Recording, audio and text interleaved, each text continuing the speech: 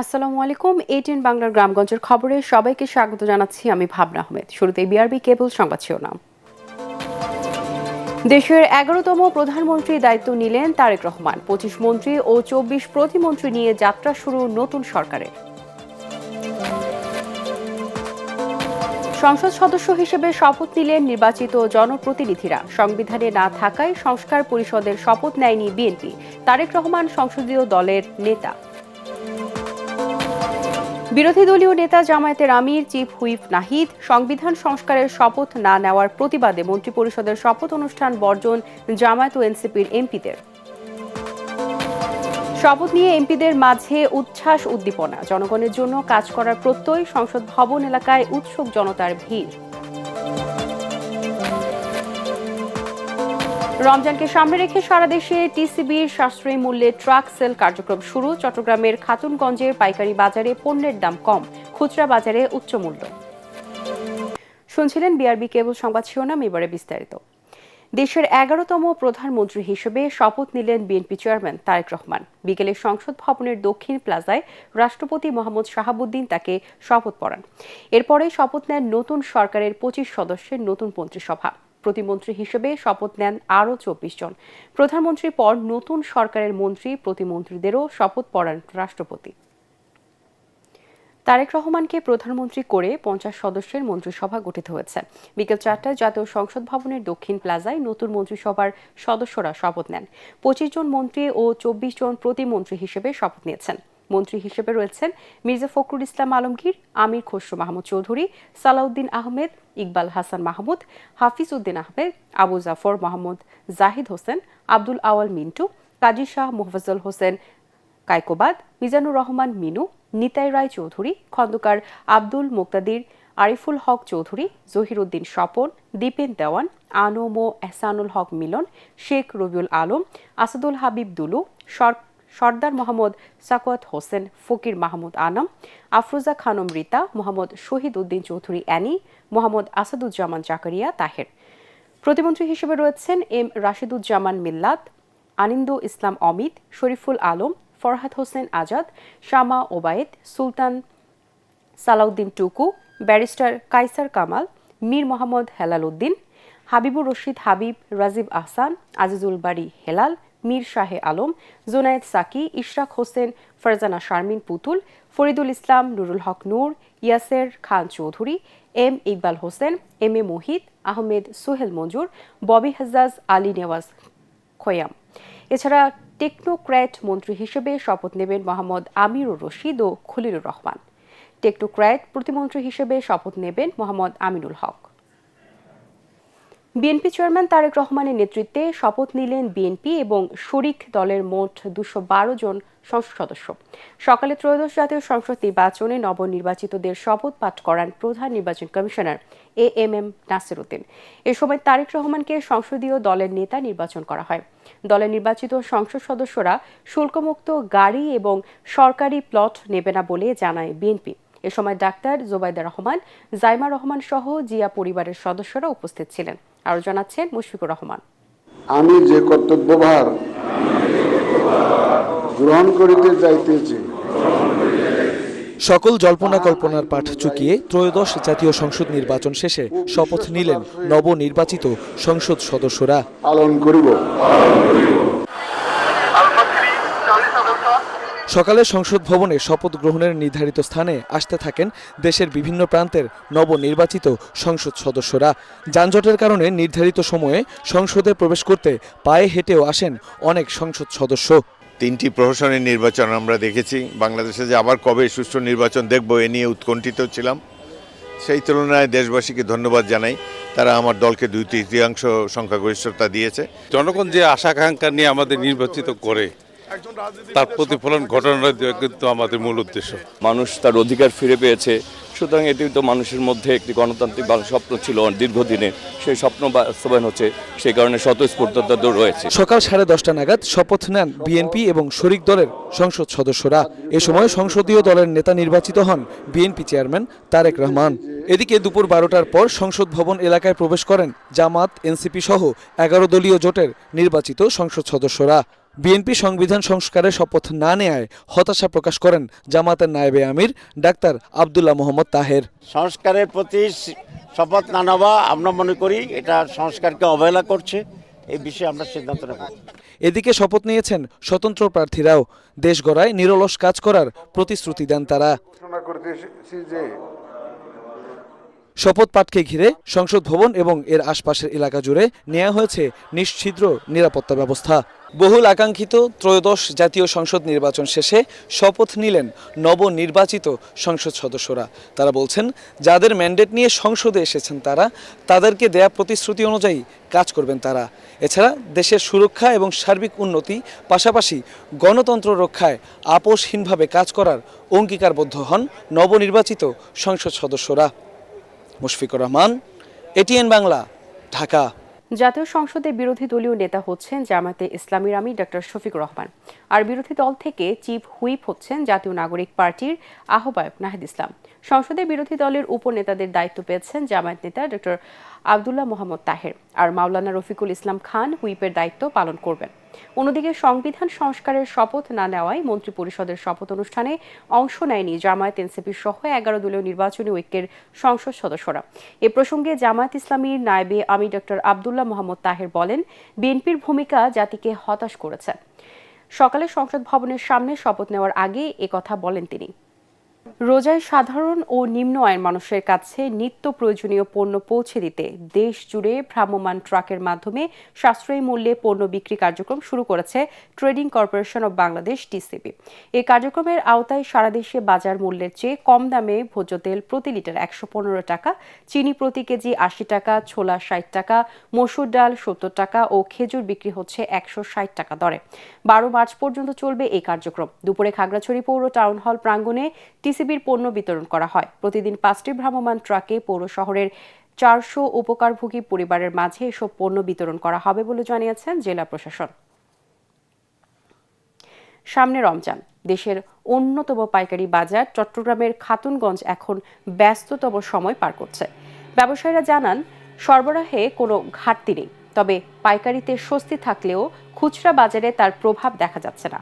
বাড়তি দামের চাপেই পণ্য কিনতে হচ্ছে সাধারণ মানুষকে। চট্টগ্রাম থেকে বিস্তারিত জানাচ্ছেন ইরফানুল হক। চট্টগ্রামের খাতুনগঞ্জ দেশের অন্যতম বৃহৎ নিত্যপণ্যের পাইকারি বাজার। এখান থেকে সারা দেশে পাইকারি দরে পণ্য সরবরাহ করা হয়। এখন রমজানকে সামনে রেখে বেচা বিক্রি বেড়েছে কয়েক গুণ। বিদেশ থেকে আমদানি ছোলা, চিনি, পেঁয়াজ, ডাল ও খেজুর ট্রাক বোঝাই হয়ে যাচ্ছে দেশের নানা প্রান্তে। সরবরাহ ঠিক থাকলেও রমজানকে ঘিরে খুচরা বাজারে নিত্যপণ্যের দাম বাড়তি। এতে মধ্যবিত্ত ও নিম্ন আয়ের মানুষের সংসার খরচের চাপ আরও বাড়ছে। সরকার এবং প্রশাসন পদক্ষেপ না নেয় আগামী রমজানে সাধারণ মানুষের অবস্থা দুর্বিষহ হয়ে যাবে। এদিকে সপ্তাহের ব্যবধানে চিনি, ছোলা ও ডাল জাতীয় পণ্যের দাম বেড়েছে কেজিতে 5 থেকে 60 টাকা। গত বছরের তুলনায় খেজুরের দামও বেড়েছে কয়েক গুণ। ব্যবসায়ী নেতারা জানান, বন্দরের সাম্প্রতিক জটিলতা ও নির্বাচনী ব্যস্ততায় কিছুদিন সরবরাহ কম থাকায় তার প্রভাব পড়েছে দামে। তবে এখন পরিস্থিতি অনেকটাই স্বাভাবিক। চাহিদার থেকে ডাবল পণ্য আমদানি হয়েছে, এখানে দাম বাড়ার কোনো সুযোগই নেই, বরঞ্চ কমার সুযোগ আছে। অন্যদিকে সাধারণ মানুষের অভিযোগ, খুচরা বাজারে সিন্ডিকেটের প্রভাবের কারণেই পাইকারি দামের সুফল তারা পাচ্ছে না। পবিত্র মাহে রমজানকে সামনে রেখে দেশে আমদানি নির্ভর চিনি, ছোলা, পেঁয়াজ, খেজুর, ভোজ্য তেল সহ বেশ কিছু পণ্যের চাহিদা কয়েক গুণ বেড়ে যায়, যার ফলে রমজান শুরুর অন্তত 1 থেকে 1.5 মাস আগ থেকে এই সকল পণ্য আমদানি করা হয়। অন্যান্য বছরের তুলনায় এবার রেকর্ড পরিমাণ আমদানি করায় দাম বাড়ার আশঙ্কা নেই বলছেন ব্যবসায়ী সংশ্লিষ্টরা। ইরফানুল হক, এটিএন বাংলা, চট্টগ্রাম। দখল আর দূষণ যজ্ঞে অস্তিত্ব হারাচ্ছে কুমিল্লার গোমতী নদী। এই নদীর দুই পাশের অংশে গড়ে তোলা হয়েছে বাড়িঘর ও দোকান সহ নানা স্থাপনা, আর ড্রেনের ময়লা আবর্জনায় স্বাস্থ্য ঝুঁকিতে এলাকাবাসী। কুমিল্লা প্রতিনিধি কায়রুল আহসান মানিকের পাঠানো রিপোর্ট জানাচ্ছেন মাসুদ রানা। স্থানীয় প্রভাবশালীদের দখল আর ময়লা আবর্জনায় মরতে বসেছে এককালের স্রোতস্বিনী নদী গোমতী। দখল করে নির্মাণ করা হয়েছে দোকানপাট ও বহুতল ভবন। ময়লা স্তূপ জমে বন্ধ হয়ে গেছে নদীর গতিপথ। যেমন বৃদ্ধির কারণে চলাচলের কোনো সুযোগ নাই বা প্রাকৃতিকভাবে যে শ্বাস নেবার ব্যবস্থাও নাই। পর্যটন বিনোদনের জন্য কুমিল্লাবাসীর বিশেষ করে কুমিল্লা শহরবাসীর অত্যন্ত একটা ভালো একটা জায়গা হবে। 2017 সালে সাবেক মেয়র মনির হক সাক্কু পুরাতন গোমতী নদীকে পুনরুদ্ধারে উদ্যোগ নেন, ইস্তেহারও দিয়েছিলেন। 2021 সালে একনেক সভায় সৌন্দর্য বর্ধন প্রকল্প অনুমোদিত হয়েছিল, তারপরে আর কোনো খবর নেই। এই যে গোমতীর আজকের যে চেহারা, সেটি কুমিল্লার একজন অধিবাসী হিসেবে আমাকে নেতিবাচকভাবে স্পর্শ করে। এটি আমাদের সম্পদ হওয়ার কথা ছিল, এটি সম্পদ না হয়ে আমাদের বোঝায় রূপান্তরিত হয়েছে। কাল ক্ষেপণ করার সময় নেই। এটাকে প্রকল্পকে বাস্তবায়ন করবার জন্য যদি আধুনিক সুযোগ সুবিধা সম্পন্ন করা হয়, তাহলে এখানে নৌ ভ্রমণের সুযোগ থাকবে, ভ্রাম্যমাণ আমাদের রেস্তোরাঁ করবার সুযোগ থাকবে, বাচ্চাদের খেলাধুলার জায়গাগুলি থাকবে। গোমতীকে পুনরুদ্ধারের সকল প্রস্তুতি শেষ বলে জানিয়েছে কুমিল্লা সিটি কর্পোরেশনের প্রশাসক। সরকার নির্ধারিত যে কমিটি আছে, সেই কমিটি পিপিআর আলোকে আমরা সরকারের কাছ থেকে অনুমোদনের অপেক্ষা আছে। এই অনুমোদন পেলেই আমরা পত্রিকা বিজ্ঞপ্তি যাব। আশা করছি খুব সহজেই এটি সম্পন্ন করতে পারবো। গোমতীকে দখলমুক্ত করতে দ্রুত ব্যবস্থা নেওয়ার দাবি এলাকাবাসীর। Bureau report, ATN Bangla.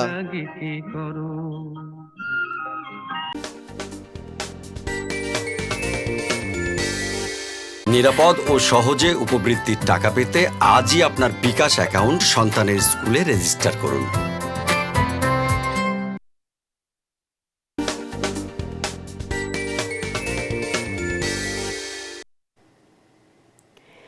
Ramzan আসার আগে ঠাকুরগাঁয়ে বেড়েছে সবজি ও বিভিন্ন ফলসহ নিত্যপণ্যের দাম। এতে দিশাহারা ক্রেতারা। কয়েকদিনের ব্যবধানে সব ধরনের সবজির দাম কেজিতে বেড়েছে 10 থেকে 20 টাকা পর্যন্ত।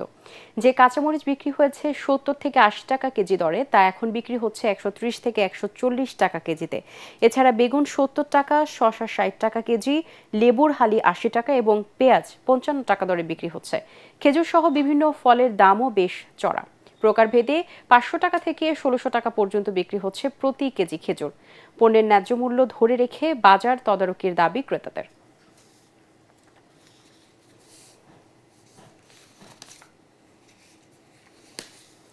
রমজান উপলক্ষে নিত্য প্রয়োজনীয় পণ্যের দাম স্বাভাবিক রাখতে রংপুর সিটি বাজারে অভিযান চালিয়েছে ভোক্তা অধিকার সংরক্ষণ অধিদপ্তর।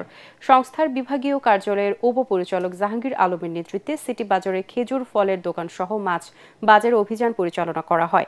এ সময় খেজুরের মূল্য তালিকা প্রদর্শন ও মানসম্মত পণ্য বিক্রি না করার অভিযোগে দুটি প্রতিষ্ঠানকে 5,000 টাকা জরিমানা করা হয়। একই সাথে ব্যবসায়ী নেতাদের অনুরোধে মাছ বাজারে রঙিন লাইট অপসারণের আলটিমেটাম দেন ভোক্তা কর্মকর্তারা। ভোক্তা অধিদপ্তরের কর্মকর্তা ও আইন শৃঙ্খলা রক্ষাকারী বাহিনীর সদস্যরা এ সময় উপস্থিত ছিলেন।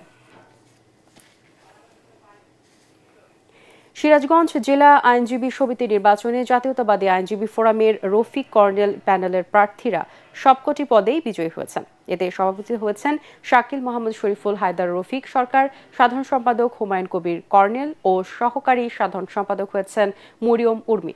নির্বাচনে জামায়াত সমর্থিত সেলিম মাসুদ প্যানেল ছাড়াও স্বতন্ত্র থেকে সভাপতি পদে ইসমাইল হোসেন হাসু ও সাধারণ সম্পাদক পদে ইন্দ্রজিৎ সাহা সহ মোট 36 জন প্রার্থী প্রতিদ্বন্দ্বিতা করেন। গতকাল এই নির্বাচন অনুষ্ঠিত হয়।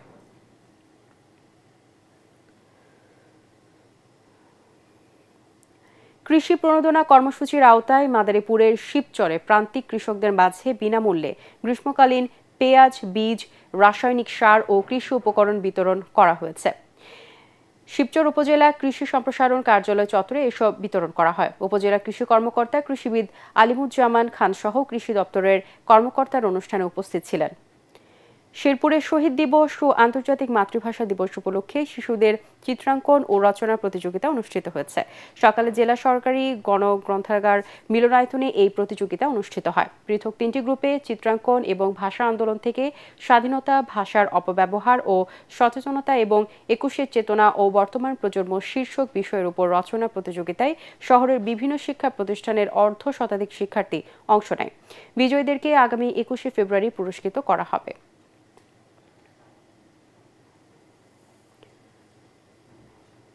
পুণ্যার্থীদের পদচারণায় মুখর হয়ে উঠেছে ঝালকাঠি সদর ও নলছিটি উপজেলার সীমান্তবর্তী পোনাবালিয়ার শিববাড়ি মন্দির প্রাঙ্গণ। দেশ বিদেশে নানা বয়সের কয়েক হাজার সনাতন ধর্মাবলম্বী পুণ্যার্থী সেখানে শিব দর্শন করছেন।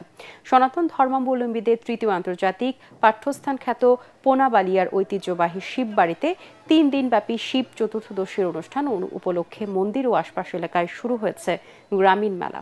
মন্দিরের পুরোহিত মহাদেব চক্রবর্তী জানান, 300 বছরেরও বেশি সময় ধরে প্রতি বছর শিব চতুর্থদশীতে এই অনুষ্ঠান হয়ে আসছে।